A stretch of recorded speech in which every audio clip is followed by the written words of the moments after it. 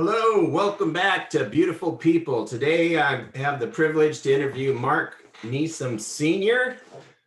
We met a while ago. We're both JMTers. Marq Neasman, he's a principal consultant at High Performance Males. He mentors businesses and entrepreneurs. He is also has AOK prep schools. He's a king leader for boys there. He has AOK male leadership group. It's non-for-profit. This guy's amazing. His education is from Central Florida. He played professional football as a quarterback. He went to Grand Valley State University, a BS in business, a JMTer, sales mastery, Lean Six Sigma.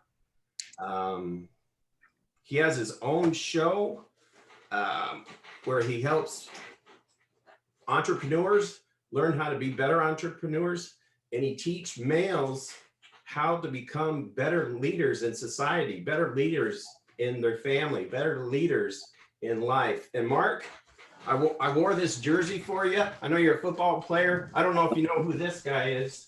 Oh yeah, that's the GOAT. Signed jersey. This is the only time I wore it, and it's the only time I will. It's going on the wall. Tom Brady signed it.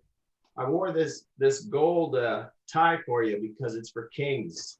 You know. Yeah, man, that's the GOAT right there. Let me try to get people some light in here. I don't know if they can see me well, so get a little bit of better natural light going on in here. Right. There you go. Good looking man there. Man, thanks for the introduction. I really appreciate it, man. And it's a privilege to be on the show and be joining you and your audience. So, beautiful people. My pleasure, man. Yeah, beautiful people. They come from all different areas of life. Let's hear about your childhood. It's just a beautiful story, you know. Let's hear about the struggles. What made you into a man who you are today? Yeah, man.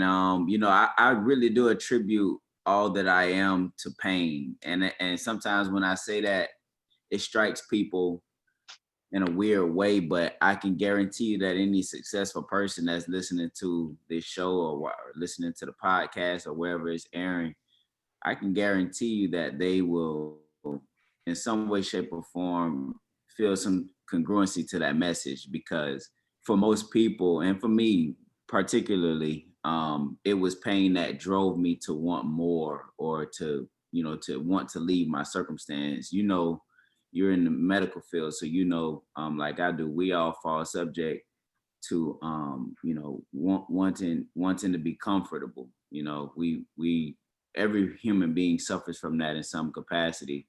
Mm-hmm. And we can want comfort even in, circumstances that are less than, which is what I came up in. I guess that's a breach into, my youth and my childhood. I was the first child born from a mother who was 17 years old. So my mother was, she got the boot. She was kicked out of the home. And oh wow. That as soon as they found out she was pregnant, she was kicked out of the home. And so she was on her own. At 17. Oh yeah, 17 years old. Single mother on her own, pregnant. Yeah, absolutely. She had me at 18. And even at that time, she was staying with her grandparents. She wasn't staying with her mother because my grandmother, who's deceased now, she passed away. But my grandmother was in a very toxic marriage at the time. It was bad. And so my grandmother, had her other children living with her parents. So my great grandparents actually raised my mother. And once they found out she was pregnant, she had to go. They kicked her out of the home. And from there, she was pretty much on her own. And my father wasn't too well off either. My father had been kicked out of his home from the age of 16. And my father was, he pretty much ran the streets. And So you got a lost young man and a young woman who's not too far behind them, and you know, it equates to a nosedive into poverty. I wasn't just poor; it Uh-huh. was poverty. Yeah, yeah, absolutely.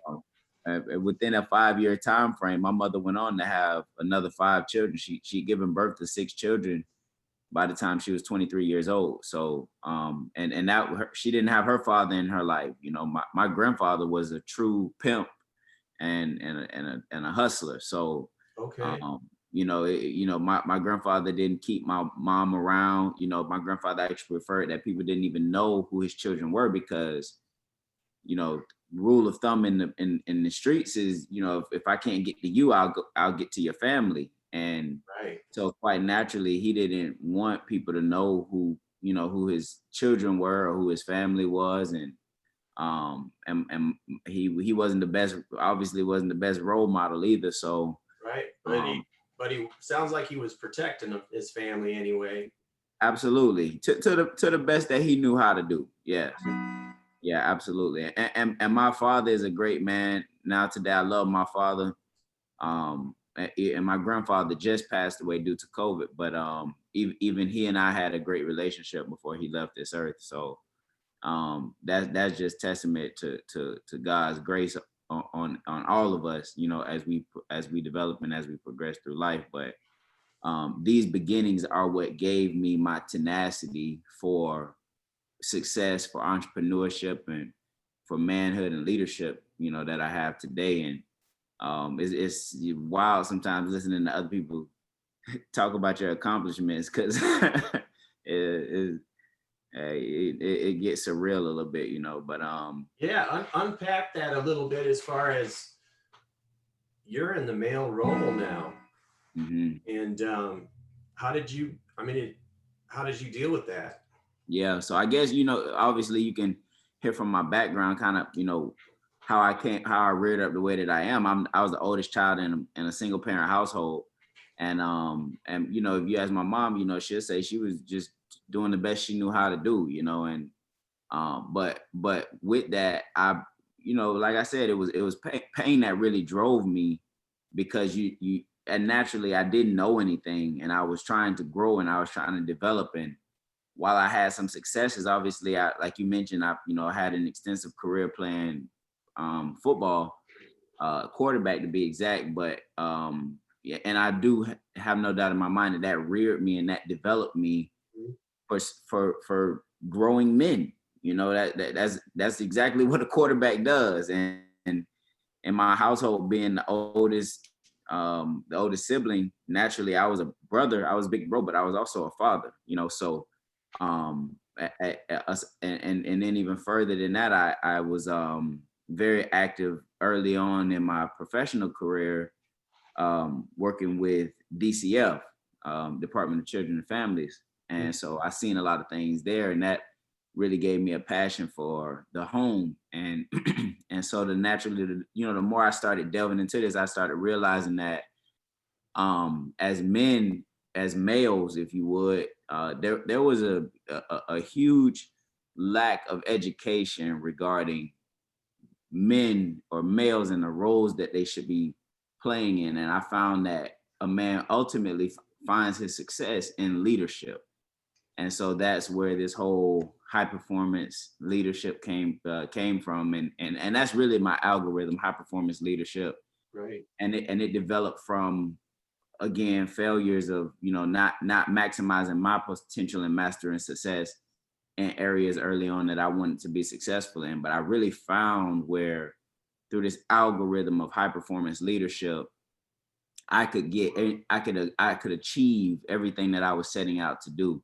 And I could help other males do the same, because I wanted to see them be great husbands, great fathers, great businessmen, great entrepreneurs. And I didn't want to see it replicated in other people's lives, what had been done in mine. Yeah, let's go back to, you talk about pain really is the thing that drove you, and the other point is, here you are in a situation of poverty, and you're in a male leader role, and in culture, the eldest male, you have something within you, your soul, something within your heart, something within your intelligence, your intellectual bandwidth is high enough that you said, I have to rise to this occasion. This is painful for me. Yeah. You didn't know that at 18, did you? You didn't know that at 16. You didn't know that this is painful, but you rose to the occasion. What are those ingredients within you or the circumstances around you that pushed you to become a male role model and pushed you to become the person you are today? Yeah, man. I think because you're right. You know, you don't, if you don't know any better, you can't do any better. And I think that one of the main things that really helped me, honestly, was sports, because football allowed me to travel the world. It allowed me to see places and things that otherwise I never would have seen. Football was the first reason I stepped on a plane, you know, and it was because I was traveling to games and just seeing different things, meeting different people, stepping into different cultures, shaking hands with people that I otherwise, no question, I wouldn't have met. I mean, and you hear it, you know, a wise man said that your works will bring you before mighty men. And it's true, you know, me being great at a sport was a tool that helped get me in front of some really powerful people and catch their attention. And it's because of that I was able to see different things. And so I live by something, and it's really called it's called the law of travel. And it says that travel is detrimental to ignorance.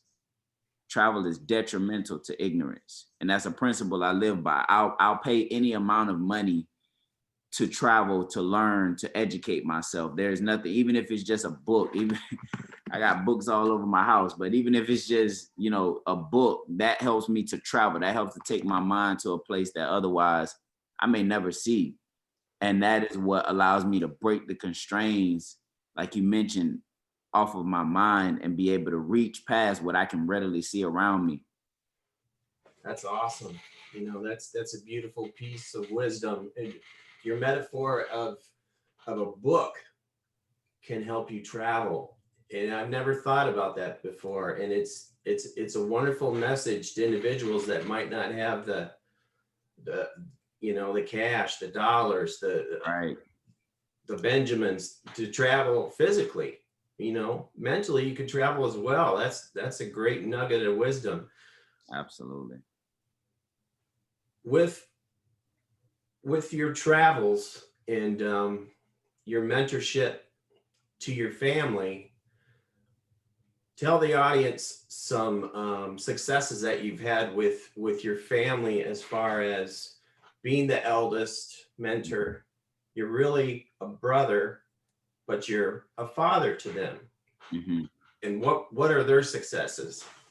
Yeah. So, you know, I guess that the fruit doesn't fall far from the tree. I have a brother right now who's in the NFL. He's playing for the Atlanta Falcons, Marq Neasman, having a great career, honestly, in year 5 right now. So really producing at a high level. Has spent pretty much his entire career in Atlanta, other than a small stint when he was over in New Orleans. So and that was honestly my dream. That was my goal. My goal was to make it to the NFL, and I did that. I was able to accomplish that through my brother.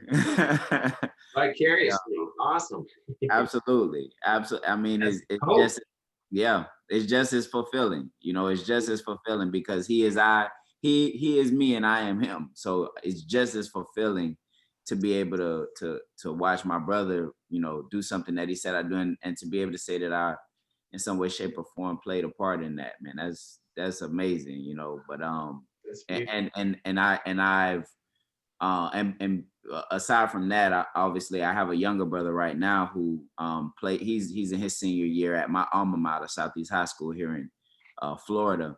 But he already has 3 offers right now. So, you know, if you want to know if a man is true, don't listen to him. Don't even watch his actions, but more so watch the people that are watch whether the law of replication is active in his life. The law of replication says you can only recreate that which you are. So, you know, it's a great term for leaders, or a great principle for leaders to live by, because naturally the thing that makes you a great leader is influence. You know, what is it that you're saying or doing that other people are jumping behind and getting involved in? Well, you know, so far I'm 2 for 2. So in regard to using sports as a platform, I'm definitely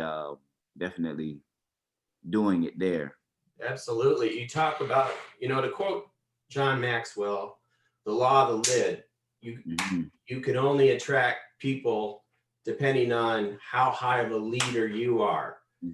How did you raise your leadership from, you know, without guidance? How did you, besides football and your mother, how do you raise the lid in leadership? Yeah, man. Definitely being an avid learner. You know, there are 4 stages to learn. I just posted this on my Twitter not too long ago. If you guys want to follow me on Twitter, it's Marq Neasman. Really simple. But I posted it on Twitter, and I explained the 4 levels of learning. And first you have unconscious incompetence, you know. Right. Then you have conscious incompetence. Then you have conscious competence, and then you have unconscious competence, right? And to make that simple for the layman, you first, you don't know what you don't know, then you know what you don't know, then you know what you know, and then you almost don't know what you know. In other words, it becomes so subconscious, it just becomes a part of your being. You don't even think about it anymore. You just do.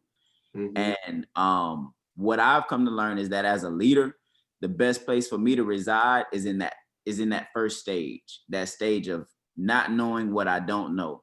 And a wise man said, a wise king, he said, a wise man knows that he knows nothing. That's an old proverb. And that's what I live by. You know, I don't know anything, and I'm always fighting to grow, always fighting to learn. And that's how I continue to raise my lid, because the lid is obviously my ability to be effective. And when you say, well, how are you effective? I'm effective because I add value. Well, how do I continue to add value? I continue to add value by continuing to grow myself. And as I grow myself, then I naturally, as long as I come with a servant's heart, I'll always be able to be effective in the lives of other people. You've said a lot in that. There's a lot of wisdom in that, and it's the thing that jumps out at me is humility, to realize that you don't know. And how do you keep that humility when your level of leadership is at a high level? Yeah. How do you personally do that? Yeah. And I think that if a man has a vision or a goal, he'll naturally humble himself. If you have something that you're pressing towards, that means that you have yet to become. That means you have yet to be it. And obviously, you know, I have a goal that I'm setting out to achieve. And my goal is to impact the world. And when you talk about impacting the world, it naturally forces you to be humble, because I'll probably forever be in a stage of becoming. Absolutely. And the greatest leaders are, I mean, we're both have studied under JMT and John Maxwell, and that's one of his principles, is that he continues to learn. Yeah. And it sounds like, you know, through our conversations, that's what you do. When I listen to you on your website, on your Facebook page, you're constantly preaching about learning. How do we instill that at a young age in our youth? To me, the best way to go about doing, I mean, you brought mention to a preparatory school that I founded, Academy of Kings Preparatory School, which is for all male. It's an all male concept and focuses on business and leadership.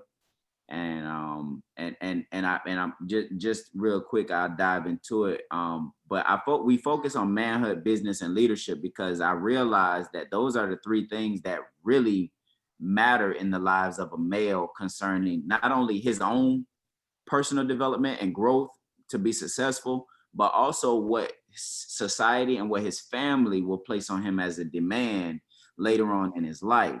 So if those are the demands that you really have for him, those are really what he should be being groomed in early on. So to that question, Jeffrey, how do you begin to establish those habits in an individual early on, specifically in youth? And it's the law of environment. So my whole life is based around environment, and I highly suggest that whoever it is you're following, this is to your audience, whoever it is that you all follow, make sure that they're a person of principle, not a person of circumstance, you know, not a person of emotion, but a person of principle, because that is what is everlasting. That is what is sustaining. That is what will never fail. That is what is universal. It works in Orlando. It works on Pluto. It doesn't matter where you are or what you're doing. And so this law is the law of environment. And the law of environment says, fight to get into the environment that creates the results you desire. Fight to get into the environment that creates the results you desire. So one of the things we focus on inside of my leadership, inside of my consulting firm, AOK High Performance, is culture. It's a big word for leaders, because we realize that ultimately the brain responds, the emotions respond, energy responds to the culture that is set. It is inevitable that habits will be created and formed based on the culture.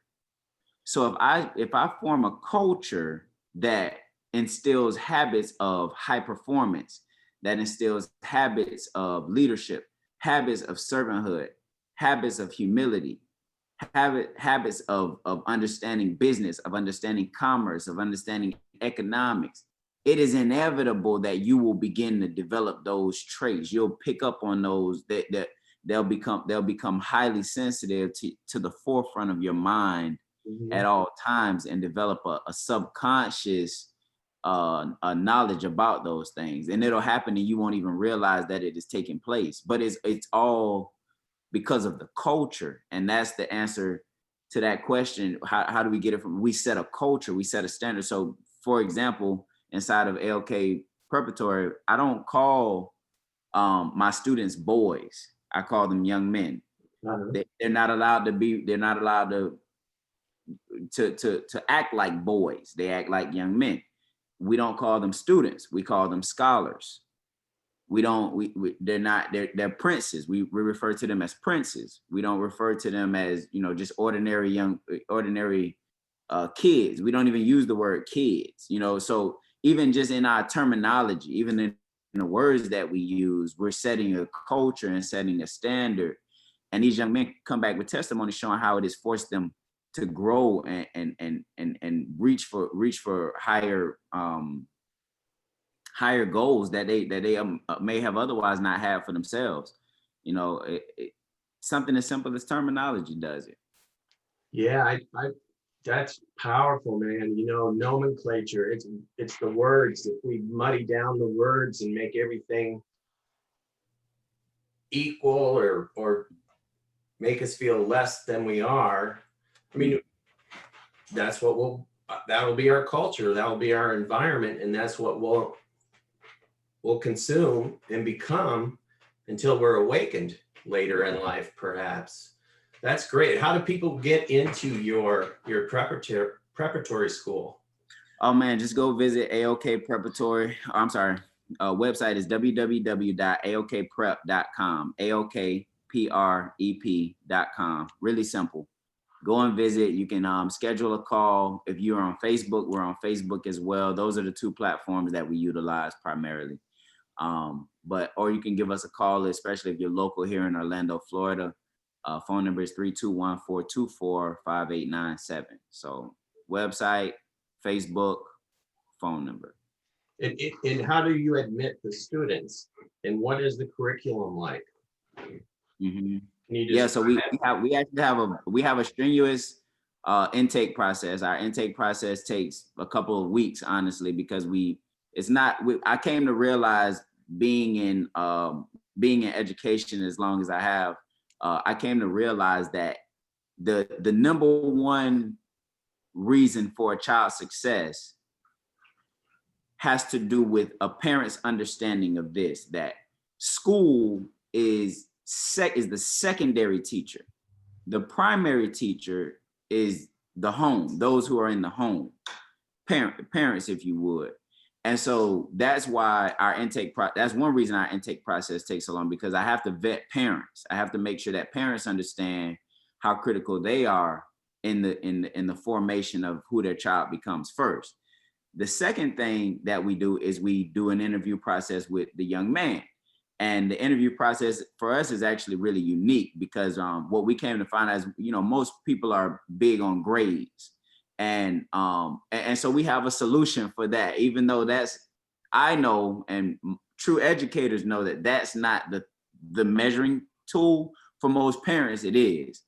And so for grades, what we do is it's real simple. We tell them, actually, I don't focus on grades. While the child does need to have a certain GPA to get in, we don't focus on grades. Instead, what I do focus on is that child's burning desire. And that's one that I stole from Napoleon Hill. Think and Grow Rich. If you haven't read it, read Think and Grow Rich. Powerful book. But that's the number one trait that you're looking for in any person. Do they have a burning desire? Because that willpower, that will give them persistence, and that persistence will allow them to achieve anything that they set out to do. So when a parent comes to me and says, "Oh, well, Jimmy didn't necessarily have a high GPA," I say, "Okay, don't worry, don't fret, don't be downtrodden by that. Let me have an interview with him. Let me see what Jimmy really wants." Because if we can figure out what Jimmy really wants, and we can set a track to that to help him, one, generate revenue, and two, influence and grow people in it, we can set Jimmy on a track to success that no one else, not even college, can compare to. And that's because we do the third thing, which is actual implementation. Mm-hmm. Which is how we grade. We don't grade based on your ability to regurgitate information like most education systems do. That just requires you to remember something for a short period of time, long enough to score a grade and then go on about your day. Instead, we're looking for not only what you gain knowledge in, but what you grow in an emotional intelligence for, and then further what you actually perform on. And that's what we call implementation, and it's implementation. And when you talk about in business, there's only a few ways to determine whether you're implementing something well. Yeah. It's really simple. Absolutely, man. That you said so much there, and it's each one of those things could be an hour in themselves. The first thing that you mentioned, absolutely, it was beautiful person, Marq. It's the first thing is vetting the parents, and I think COVID has helped identify which parents are really parenting, because they had to be home with them. Oh yeah, teaching them. And second of all, vetting that individual, that drive. I mean, you can extrapolate that into the hiring process, and third of all, implementing it. They had the right environment. They had the drive. Mm-hmm. What stops if you have an individual entrepreneurs? There's so many entrepreneurs that have the right environment and they have the drive, mm-hmm. But what keeps them from moving forward and getting success? And as you said, it's easy to measure in a couple ways. Can you explain that? Yeah, I mean, in business, there are essentially three things that have to be in place. You need, I call them the 3 R's. You need resources, revenue, and relationships. And the reason that I said they're easy, because they're all measurable. You can put a number on all of these things. Right. And that's where I say it gets really simple. I don't put a grade on those things. I put a number on those things. Mm-hmm. And for each one of these, there are multiple ways to go about accomplishing any one of them. There's no one clear-cut avenue. There are different ways. Why? Because there are different personality types, quite frankly. There are different generational norms that people are comfortable with and people are familiar with, and that's just what suits them. And it's like I said, there's no right or wrong way, but what goes back to what you were talking about, the lid, what's effective, what's working, and small example, so that I'm not being so ambiguous or so vague. Some people still do cold calls. Me personally, I don't do cold calls. Mm-hmm. But some people do cold calls. And at one point in time, that was really the way, truth, and the life for building business. Right. Right. Well, that's not the case anymore. But that's not to say it doesn't work. Because some people can do it. I mean, door to door. I get solicited every now and again, even though my neighborhood is a no soliciting neighborhood. Every now and again, I get somebody who crept in. Yeah. Right. But it must work. I wouldn't do it, but it must work. So and I can readily tell whether they're being effective in it based on their numbers. Mm-hmm. And that's why I said when you really hone in on those three things in regard to business, when you hone in on those three things, it gets easy to be able to tell whether a person is actually being effective, and whether, because they're all boiled down to numbers. And that's what I like about it. It makes it easy to give a grade. Yeah, it does. Chris Robinson, from Folks That Aren't JMTers, he talks about that. He talks about, if you're not making a profit, if you're not generating revenue, then you have a hobby. Yeah. So to those entrepreneurs out there, how can they turn it into, and maybe I'm sticking to this same subject and regurgitating it, but how can they turn it from a hobby into a revenue producing entity, and hone it into something where they make money and they can do what they really want to do? Yeah. I think that, first of all, the first thing that came to my mind when you said, because there are a lot of elements at play here, but the first thing that came to my mind when you said that was research, right? You need to do research. You need to find out, market research. You need to find out, is your product, whatever it is you're trying to sell, service or product, whatever it may be, do people want it? This goes back to adding value. You can't add value in my life in a place that you think I need value. You can only add value in my life in a place that I'm readily open to receive it, to pay for it, to part with my money for it. And right. if people don't have a habit of parting with their money for it, it won't work. It won't work. So whatever it is that you're doing, go and do market research. Don't be afraid of, here's a fear that some people run into, especially entrepreneurs. Don't be afraid of saturated markets. Don't be afraid of that. All that a saturated market says is people are comfortable paying for it. That's all that it says. People are comfortable paying for it. People are already spending their money there. You don't have to go through the process of marketing or branding yourself. When you hear people talk about marketing and branding, really what they're doing is just education. Right. That's what it is. You don't have to educate yourself on people, because when you say it, people already know what you're talking about. Mm-hmm. That's why most common blue collar jobs don't require market. Like, you have a blue collar company, roofing, fencing, lawn maintenance, anything of the sort, painting. You don't need to market.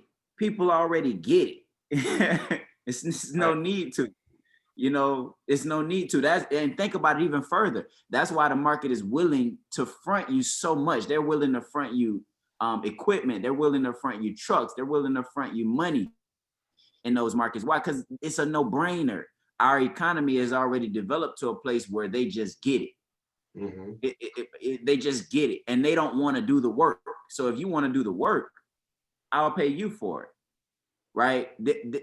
That's why you don't need to market or listen or educate, right? But if you say, hey, you know what, I have this new idea, I'm coming out with a brand new technology, or I'm developing a new app, and the app is going to be designed to solve this, this problem that I've done my research and development in. Okay, you still have a big problem, and that problem that you have is going to be educating the people, because there are social norms. There people want comfort, and even if the comfort is not what's good, it's what works for them. It's what they settle with. Wallace Wattles, he said it in his book. Things change when people get tired of it's pain driven. Things change when people no longer are willing to tolerate it. You watch this shift happen after the boom of the 1920s, when we were in the industrial age. At that point in time, there were unions. Well, why did unions exist? Why were unions popular? Unions were popular because there was a constant battle and war between owners and employees. There was a constant battle. Why was there a constant battle? Because the concept of servant leadership didn't exist. Right. That's why. Why didn't the concept why didn't that concept exist? Because owners didn't realize that employees don't work for them. They work for their employees. They never understood that concept. I'm a business owner. I'm an entrepreneur. I work for my employees. My employees don't work for me. That's what makes me a servant leader. Right. But it wasn't until employees began to force that level of demand on their business owners, on their business leaders, that the thought process had to shift. And that's the same thing for you as an entrepreneur. Your main objective, back to this research thing, find out what people want and just give them that. Give them that. And I promise you, even if you have a great idea, if you give them that, they'll be willing to go to the next step with you, because they'll have trusted you and what you were able to deliver the first time. A lot of plays at what you said, but the first thing that comes to my mind is research. Are people buying it? That's great. And there's a lot of nuggets in that. It's first you got to learn, and then you can earn, and then when you earn, you can lead. Then when you lead, you can reproduce. Absolutely.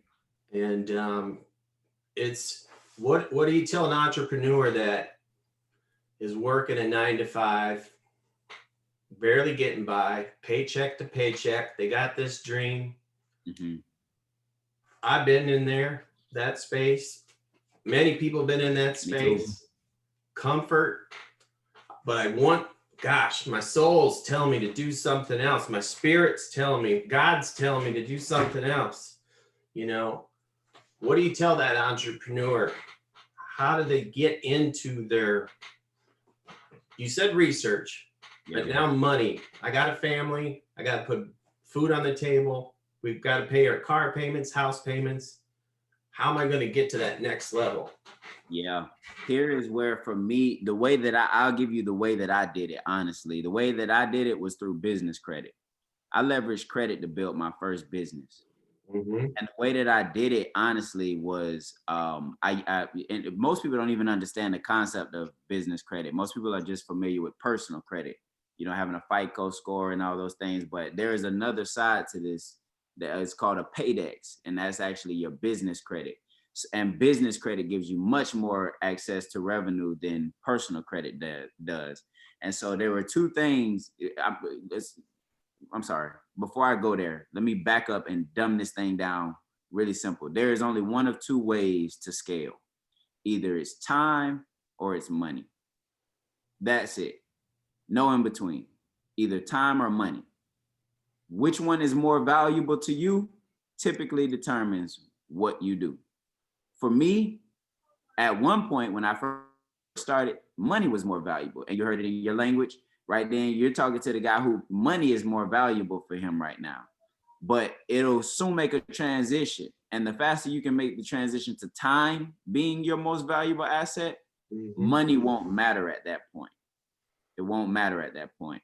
And so here's how the process went for me.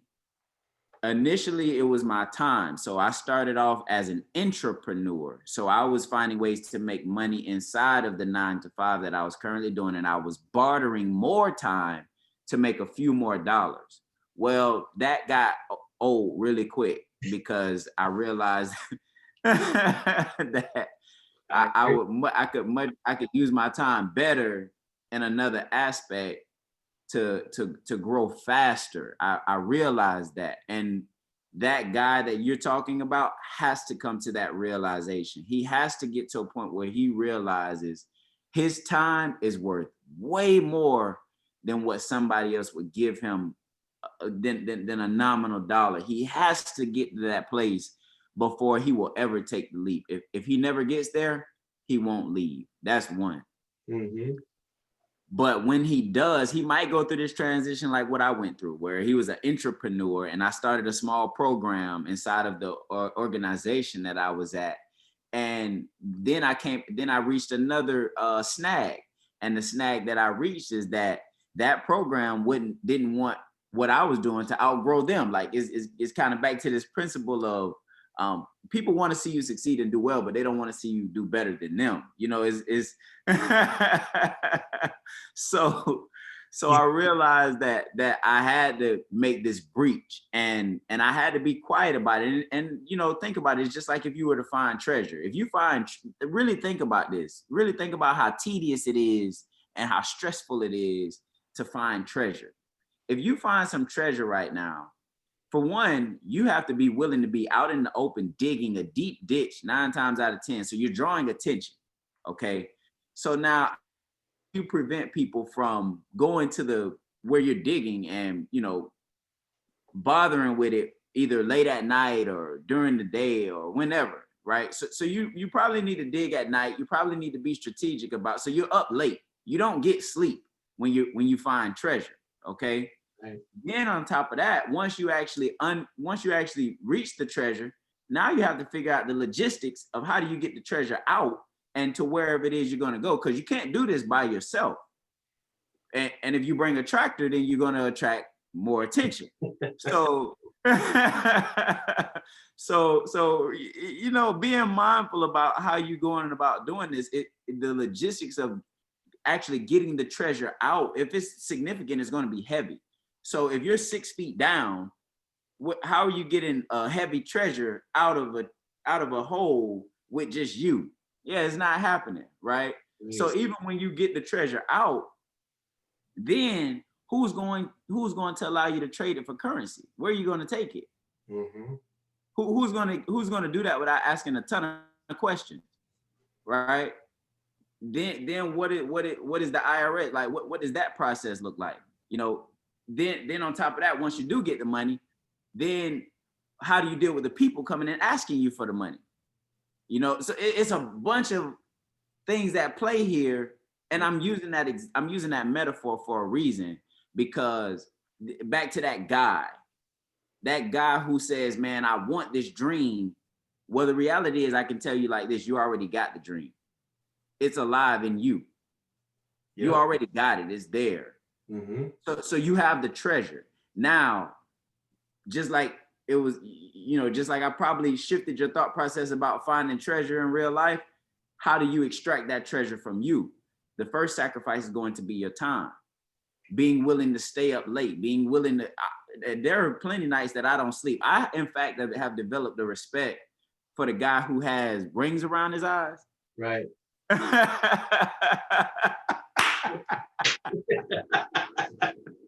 I got respect for that guy because I said, man, he's sacrificing, like he's going hard, you know, and I know it'll pay off for that guy. I have respect for now. Hopefully he's not up, you know, watching late on Netflix or something like that, just watching late night shows. But, you know, no knock on you if you are, but right.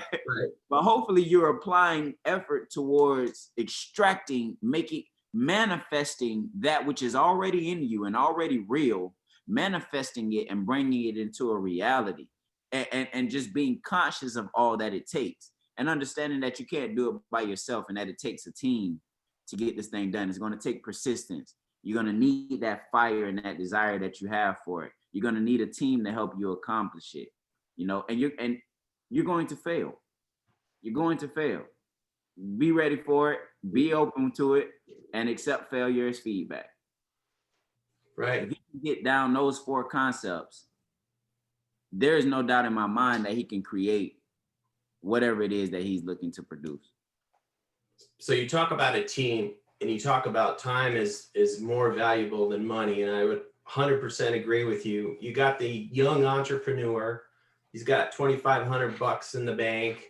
Does he invest it in this high tech social media, this computer, the mechanics? Does he invest it in the mechanics, or where should he invest his money to get to that higher level? Man, you got $2,500 you broke. Invest it in yourself. Invest it in yourself, man. Mm-hmm. Pour it back into yourself. Pour it into your relationships. Pour it into meeting that person who can take that 2,500 and 10x it and take it to 25,000. Right. That's what you do. That's beautiful. Yeah. You're right. I've been in that space. It's like, do I go to that conference? Or do I buy that good computer and buy a book and learn on my own and teach myself? You nailed it, man. Relationships, revenue, resources. That's where relationships first. Relationships first, man. A new relationship brings more wealth, more value, more impact. It reverses time. A new relationship is a time machine. Right. It reverses time. And don't get it twisted. New relationships are good. Old relationships are better. Okay? Invest in your relationships. Relationships, resources, revenue. I promise, and it can go in that order. You get the relationships, you'll get the resources. You get the resources, you'll get the revenue. That's beautiful. The young entrepreneur comes to Marq. He says, Marq, I don't have relationships, man. I'm only 21. I got my parents and my aunts and uncles and my teachers, my professors, I guess. How do I build my relationships? Serve.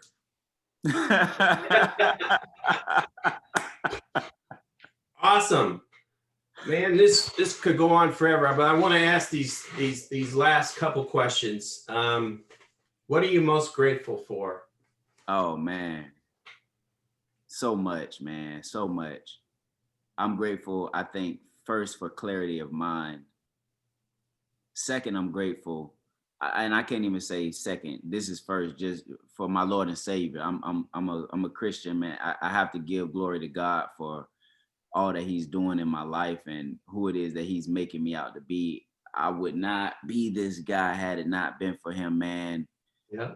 I'm grateful for my support cast, my family, my wife, who, man, just so yielding, so kind, so supportive. And my family, my extended, my brothers, my mother, my father, my father-in-law, who's been instrumental, man. Just everyone, my pastor, man. I have such an amazing support cast. So many people that have jumped behind what it is that I'm doing, despite the fact, in many cases, it's never been done before. And that's awesome, man, because that's not human nature. Human nature is to go against what is unfamiliar. They reject it. And while I do experience that too, it's been far more love, man. Far more love. I'm super blessed, man. Truly. I have a lot to be grateful for. Man, it shows. It just pours out of you when you talk about it. It's just love. It's just like, I see the hearts going up. Likes. Oh man, it's beautiful. What are you excited about now? What's exciting you? What do you get you up in the morning? What allows you not to go to sleep, to be there? Man, it's the vision, man. It's the vision. I am adamantly convinced that you change the man, you change the world. I am adamantly convinced about that. And I see so much opportunity to do that. I see so much opportunity because men want it. Men want to be better. Men want to understand wealth. They want to know how to extract wealth from the economy.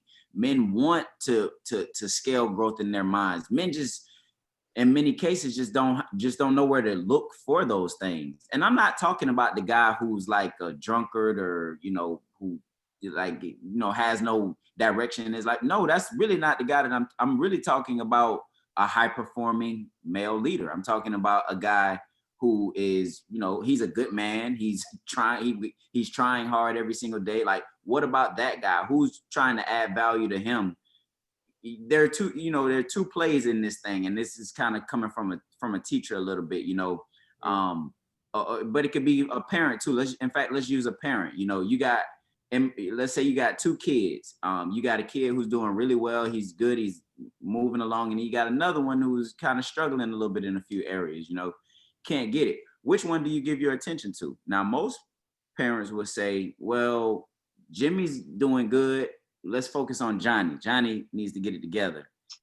And that's the heart of a parent. But let's switch the concept to an investor. Let's say that Johnny and Jimmy were businesses. Mm-hmm. Who do you invest in then? Right. Do you invest in the business that's doing well and thriving, or do you invest in the business that's not looking so good? And just like that, your mindset shifts. Right. Well, the reality is people are businesses. Mm-hmm. The business is just made up of people. So really you're investing in people the whole time. So why does it transition? Why does it become different when dealing with your money versus dealing with your children? And this is a hard conversation because they're like, well, that's my child. And I get that. But that is your legacy. Right. That is your legacy. And your legacy is much more deeper to you, much more important to you than the fact that that's just your child. Because your legacy impacts thousands of people. Mm-hmm. So when you view it from that perspective, like I said, this is a hard conversation for a lot of parents. I'm a parent too. I have 2 baby boys, okay? I had to have this conversation with myself. Which child, now of course, if Johnny's struggling, I'm going to get the support that Johnny needs, but I will not go without investing in where I see good ground. No, I'm going to pour into good ground. That's actually a biblical concept. You pour into good ground. Right. You actually stay away from bad ground. You pour into good ground. And that is the same thought process that you should take into every area of your life. I just pointed out an area that was really sensitive for most people, parenting and their children. Mm-hmm. Remember, I'm a man of principles. The principles don't change. Even when it gets hard, the principles must remain the same. Yeah, that's a great metaphor. I mean, if you extrapolate that into farming, am I going to invest all my fertilizer in this ground that doesn't produce, or am I going to stay in my fertile ground? As a businessman, am I going to, in many leaders, unfortunately, and it's been, I've done the research, spend a lot of time on that troublesome employee instead of investing in that 20% that are producing 80% of your revenues. Because they don't want to be wrong. Right. And that's the only reason. As an employer, I can tell you firsthand, hiring people, I don't want to be wrong. I don't want to miss. I don't want to hire a person and miss. And man, Jeff, did I even answer the question, man? Like, I went so deep in the rabbit hole. I don't know if I answered. You did. Okay. Absolutely. You answered the question. Just one more question. We're running out of time, and I appreciate your time. I know it's valuable. What do you see when you look at a person, an individual? How do you identify a beautiful person?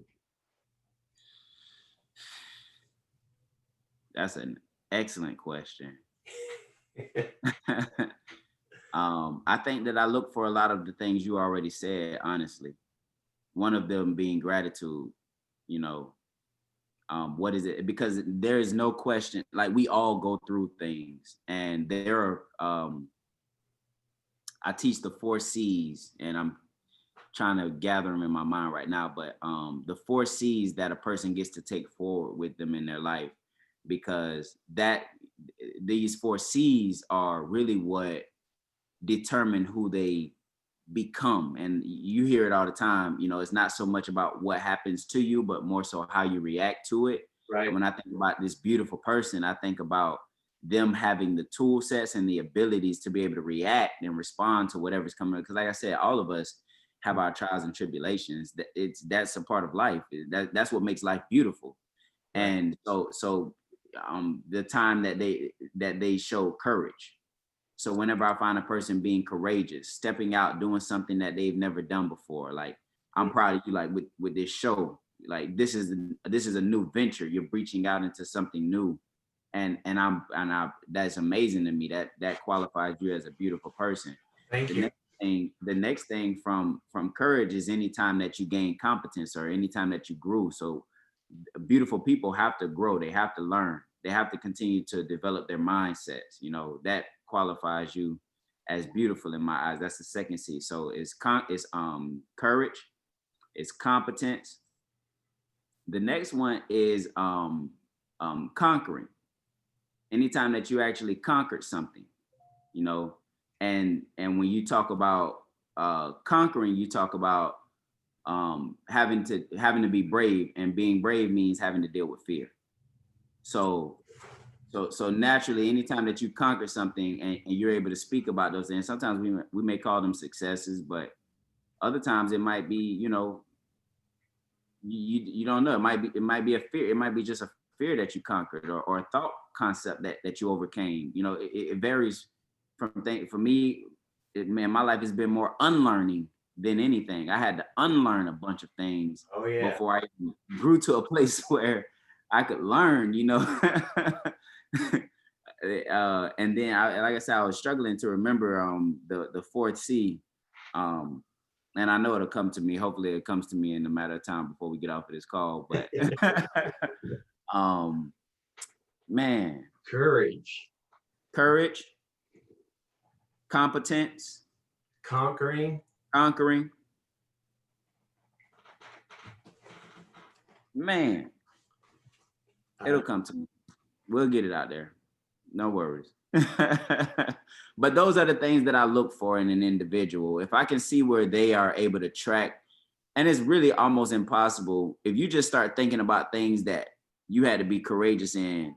If you start thinking about things that you had to have courage in, that you had to develop competence in, and things that you had to conquer, it's really hard to not feel gratitude. It's really hard to not feel happy. Right. If if you're pressing into those things, man, like it's not often that I come across people who are doing those things that they're not elated about life. And that is what makes them beautiful to me. Do you smile? Do you greet people with a warm welcome? You know, like right. Those are things that make an individual beautiful. Oh man, I love you, brother. Thank you for coming on the show. Beautiful people.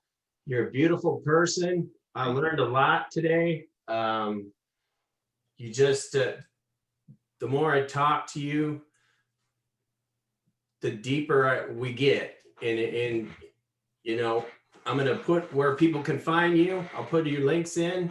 Marq Neasman Sr., you're a blessing to me. I think things happen for a reason. God brought us together. I don't think it was just a coincidence. Like Mike Tyson says, you know, everything's already been written, baby. Yeah. I'm not doing it.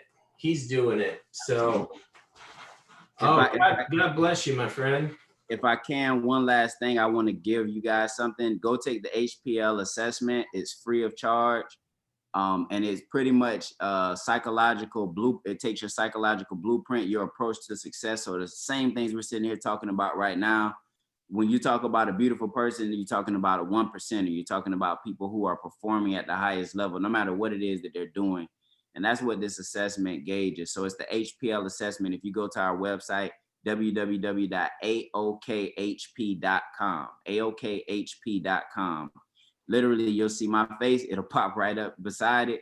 Take the HPL assessment. You'll get your feedback instantaneously. And let's see how you're doing and scaling your growth and maximizing your potential. So thanks so much, brother. I appreciate your time, man. My pleasure. Have a great weekend, Mark. Thanks, you too. All right, man.